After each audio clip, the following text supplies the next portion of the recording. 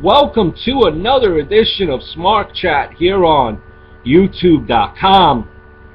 And one of the highlights of this past week 6, based on how the season has been unfolding, was the Texans and the St. Louis Rams.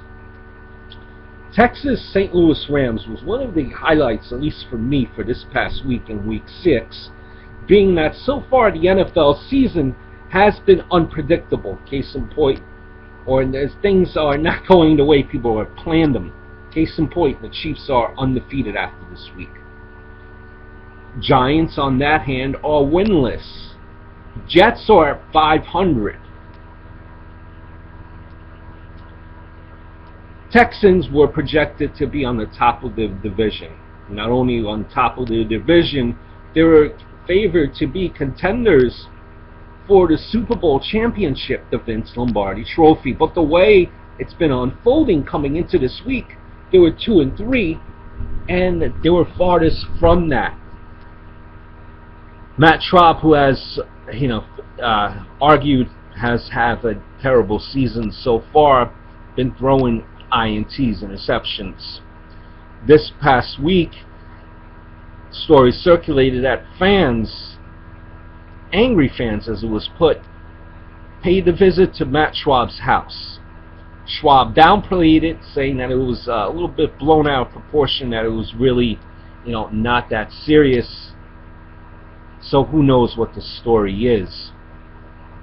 But the game started, and Schaub threw for about 187 yards at that point. And you figure with the St. Louis Rams being the way they are, that this would be a game that the Texans could win to get back on the winning track, to be at 500. The record, if they would have won, would have been 3-3. They lost 38-13, and now 2-4.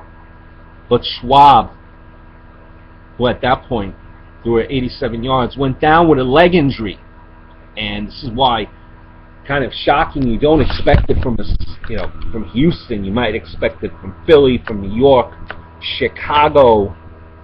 They were cheering when Matt Schaub suffered a leg injury. When Yates came in, the backup QB, who they wanted to take over for Schaub, saying that Schaub can't get it done, he came in and he promptly had 2 pick sixes, 2 interceptions of his own. After the game,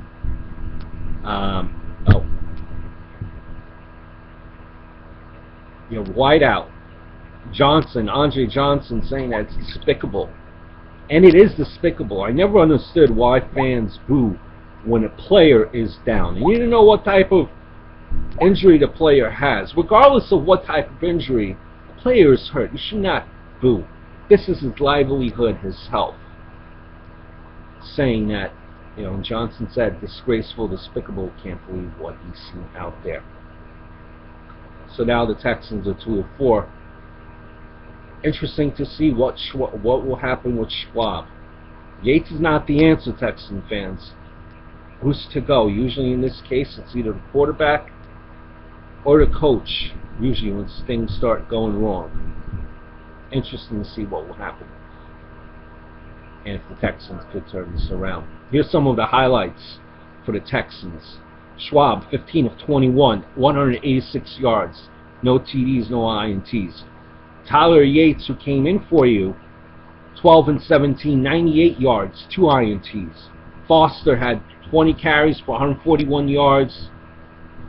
Tate had 10 carries for 12 yards. Johnson led the team with receiving with 88 yards, 7 catches. Foster, 4 catches, 57 yards.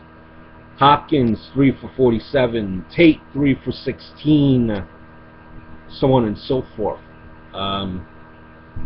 St. Louis, again, horrible offensive team. I'll give you just an example here. Bradford, 12 for 16, 117 yards. 3 TDs, though. Stacy, 18 rushes for 17 yards, 79 yards rather. Cook, 2 receptions, 45 yards. Givens, 2 receptions, 20 yards. Stacy, 2 for 11 yards. And that was pretty much it. So you can see this is a bad offensive team. A bad loss for the Texans. Plenty of season left still to play. But it will be interesting to see what will happen next in the city of Houston. Until next time, later.